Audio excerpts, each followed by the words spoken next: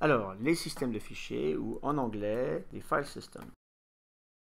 Donc aujourd'hui, on va parler des systèmes de fichiers, et en particulier de la manière dont un système d'exploitation implémente un système de fichiers. C'est en fait une des fonctions importantes et essentielles d'un système d'exploitation moderne. Alors qu'est-ce qu'un système de fichiers? Alors le concept lui-même est très intuitif, tous les utilisateurs d'informatique le connaissent, et il s'agit d'une organisation de l'information sous une forme d'arborescence avec des dossiers et des fichiers. Donc par exemple, si vous avez des documents, vous mettez vos documents dans un dossier documents. À l'intérieur de ce dossier, vous pouvez y stocker vos documents. Si vous avez autre chose que des documents sur votre ordinateur, par exemple de la musique, et bien pareil, on y stocke sa musique. Jusque-là, rien de particulier. Ce qu'il faut savoir, c'est que les ordinateurs sont conçus pour être partagés entre plusieurs utilisateurs. Donc, il y a un autre dossier qui regroupe tous mes documents à moi, qui en général a le nom de l'utilisateur lui-même. S'il y a un autre utilisateur qui partage la machine, il a droit à son propre dossier. Les utilisateurs eux-mêmes sont regroupés par convention dans une racine commune qui s'appelle Home dans les systèmes Linux ou Users par exemple dans d'autres systèmes d'exploitation, par exemple sur un système Apple. Et puis, le système de fichiers lui-même a sa racine, qu'on appelle en anglais the root, qu'on représente par un slash, qui est l'élément regroupant tous les dossiers et tous les fichiers du système d'exploitation. Donc, on a à la fois les dossiers et les documents des utilisateurs, et puis les dossiers et les documents et les fichiers qui font partie du système lui-même, du système d'exploitation, ainsi que des applications. Jusque-là, rien de nouveau. Maintenant, la question, c'est comment est-ce qu'on fait pour implémenter ce type d'abstraction sur un ordinateur moderne? Donc, le rôle du système d'exploitation, c'est d'implémenter une correspondance entre l'abstraction intuitive qui est utilisée par l'utilisateur sur du matériel existant. Le matériel existant, dans le cas présent, ce sont des disques durs. L'essentiel des disques durs sont des éléments mécaniques et magnétiques avec un disque tournant. Il y a maintenant des alternatives qui sont basées essentiellement sur du silicium. Donc, il y a un élément hardware qui est essentiel pour l'implémentation du système de fichiers de manière persistante. Cet élément hardware lui-même, il est présenté au reste du système comme étant une séquence d'informations digitales qui est divisée en unités de même taille qu'on appelle des secteurs. Et depuis très très longtemps, la taille d'un secteur n'a pas changé et en particulier un secteur fait toujours depuis très longtemps 512 octets. Donc la question d'aujourd'hui, c'est comment est-ce qu'un système d'exploitation fait pour implémenter un système de fichiers avec un concept d'arborescence, avec des noms et des dossiers sur une organisation matérielle qui consiste d'un ruban ou d'un tableau de secteurs de taille unique de 512 bytes. Je vais maintenant décrire le problème de manière un petit peu plus formelle. Donc nous avons dans un système de fichiers une arborescence avec une racine, avec des dossiers, avec des fichiers qui peuvent être organisés de manière tout à fait indépendante. Alors, les ronds sont des dossiers, en anglais des directories, et les rectangles sont des fichiers, en anglais a file. Les directories et les fichiers ont des caractéristiques spécifiques, par exemple la longueur, par exemple les permissions d'accès, évidemment le nom du fichier lui-même, et puis dans le cas d'un fichier, le contenu du fichier qui fait partie de l'objet lui-même. Donc ça, ce sont les attributs d'un fichier. Les directories, de manière similaire, ont un certain nombre d'attributs, en particulier le nom du directory, évidemment, et puis la liste des dossiers et des fichiers qui sont à la hiérarchie inférieure et qui sont pointés par ce nœud dans ce graphe. Donc une liste composée à la fois de directories et de fichiers. Donc le problème est posé. Alors comment est-ce qu'il est réalisé? Alors d'abord, on va repartir du matériel, donc le disque dur qui lui-même expose une longue séquence de secteurs de taille identique.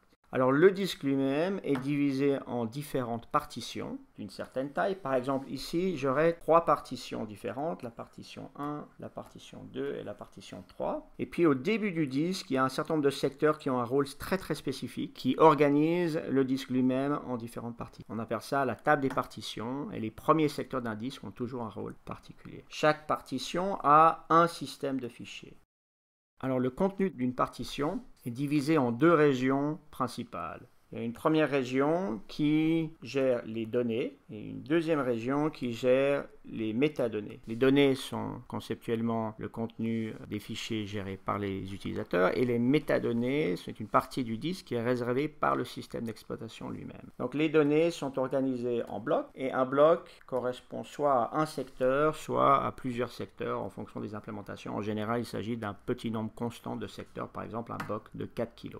Les métadonnées, elles, sont organisées avec un certain nombre de structures de données qui sont stockées de manière persistante dans le disque lui-même. En particulier, l'élément central des structures de données stockées sur disque, c'est un objet que je représente ici comme étant stocké de manière très dense et très compacte sur le disque qui s'appelle l'inode. Alors le concept de l'inode comme structure de données sur disque, c'est un concept qui est très ancien, qui date des années 70, qui a été introduit dans les premiers systèmes d'exploitation Unix et qui, sous des variantes diverses, s'applique aujourd'hui encore dans tous les systèmes d'exploitation et tous les systèmes de fichiers modernes. Alors l'inode contient en tant que structure de données un certain nombre de champs qui correspondent aux attributs essentiels d'un fichier, notamment la longueur du fichier lui-même, les permissions et les droits d'accès sur le fichier et les différentes dates de modification et d'accès du fichier lui-même. L'inode en soi ne contient pas de données, par contre il contient des références à différents blocs. Si vous avez par exemple un fichier d'une toute petite taille, pour allouer ce fichier sur le système d'exploitation, il faut allouer un inode qui vient du registre des métadonnées, et puis allouer un bloc qui est disponible, et ensuite on crée l'inode avec un pointeur ou un index qui identifie le bloc qui constitue le fichier. Alors évidemment, si le fichier est plus grand qu'un seul bloc, il faut un deuxième pointeur, et puis un troisième pointeur. Et évidemment, on se rend compte tout de suite qu'il y a un problème à réconcilier la taille limitée de l'inode avec le fait qu'un fichier peut être très grand. Et l'approche qui a été choisie permet d'une part d'avoir un grand nombre de fichiers et d'autre part d'avoir de très grands fichiers. Donc il y a un certain nombre de blocs qui sont accessibles de manière directe et ce nombre en général est relativement petit, de 8 à 12 entrées qui permettent d'accéder directement. Si un fichier a besoin de plus que de 8 à 12 blocs pour implémenter et stocker les données du fichier, alors on rajoute conceptuellement un 13e ou un 9e bloc, mais plutôt que d'être un bloc direct, c'est un bloc indirect. Et ce bloc indirect, c'est en fait un bloc qui est alloué de la partition des données, qui lui-même contient des index aux différents éléments du fichier. Alors cette approche a un certain nombre de conséquences. La première conséquence, c'est que des éléments contigus à l'intérieur d'un fichier ne sont pas contigus sur le disque lui-même. C'est le problème de la fragmentation des données sur un disque. Et puis la deuxième conséquence, c'est que pour que cette structure de données soit implémentée, il faut évidemment pouvoir gérer la liste des blocs qui sont disponibles et la liste des blocs qui ont déjà été alloués. C'est pour ça qu'il y a une deuxième structure de données que je représente ici, qui a été allouée parmi des métadonnées. Et cette deuxième structure de données maintient la liste des blocs qui sont disponibles. Pour chaque bloc, il faut savoir si le bloc est alloué ou non alloué, donc il faut un bit par bloc. Et c'est pour ça qu'on appelle ça un bit vecteur des blocs disponibles. Donc, si je récapitule, dans une partition, nous avons diviser l'espace en deux régions, les métadonnées et les données. Les données sont divisées en blocs et dans les métadonnées, nous avons deux structures importantes, la liste des blocs disponibles et le tableau des inodes. Alors pour rappel, dans un inode, nous avons les éléments essentiels qui caractérisent un fichier, notamment la longueur du fichier, les différentes permissions qui garantissent la sécurité de l'accès des données, la date de modification et d'accès du fichier, et puis les pointeurs, à la fois directs ou indirects, qui stockent les contenus du fichier lui-même. Donc, dans un inode, vous avez tous les éléments et tous les attributs essentiels qui décrivent un fichier. Tous sauf un, et c'est le nom du fichier lui-même, ce qui nous mène à la dernière séquence de cette petite vidéo, où on va parler de l'implémentation des dossiers et des noms de fichiers dans un système de fichiers moderne.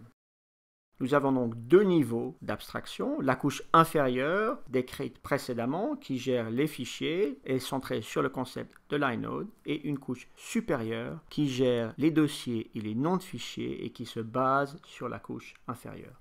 Alors l'approche qui est très élégante est d'implémenter les dossiers comme étant des fichiers, alors des fichiers un petit peu particuliers. Donc si vous avez d'un point de vue logique une arborescence avec par exemple un dossier A, dans le dossier vous avez un autre dossier B, puis dans A vous avez peut-être un fichier X, et puis dans B un fichier Y. Donc dans cet exemple nous avons deux dossiers, chaque dossier est un fichier, donc A est un fichier, B est un fichier, et chaque fichier est organisé avec une structure un petit peu particulière.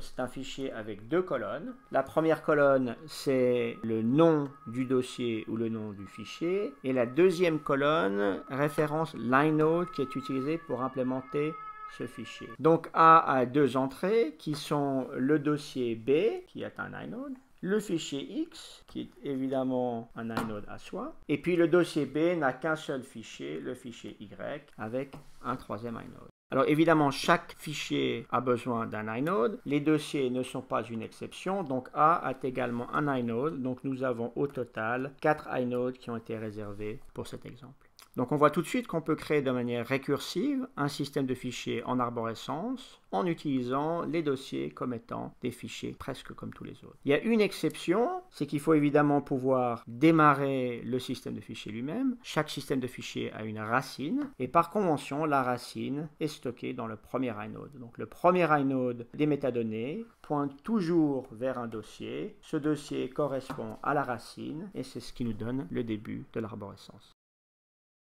Pour conclure, je vais juste récapituler les concepts qui ont été présentés. Il y a d'une part des éléments d'abstraction et d'autre part des éléments d'implémentation du système de fichiers lui-même. Alors les abstractions sont très intuitives. Nous avons un système de fichiers organisé en arborescence avec des dossiers et des documents. Et puis au niveau de l'implémentation, en partant par le bas, on a tout d'abord vu qu'un disque dur n'était rien d'autre qu'un tableau de secteurs, que le disque pouvait être divisé en partitions, qu'une partition elle-même était divisée en deux éléments distincts qui sont les données et les métadonnées, et qu'à l'intérieur des métadonnées, la structure essentielle est appelée un inode. Et puis, en dernière étape, nous avons vu que les fichiers eux-mêmes sont implémentés en allouant pour chaque dossier, en créant un fichier, presque comme les autres, du système d'exploitation, qui contient à l'intérieur de ce fichier un pointeur sur l'inode des documents et des dossiers référencés. Merci.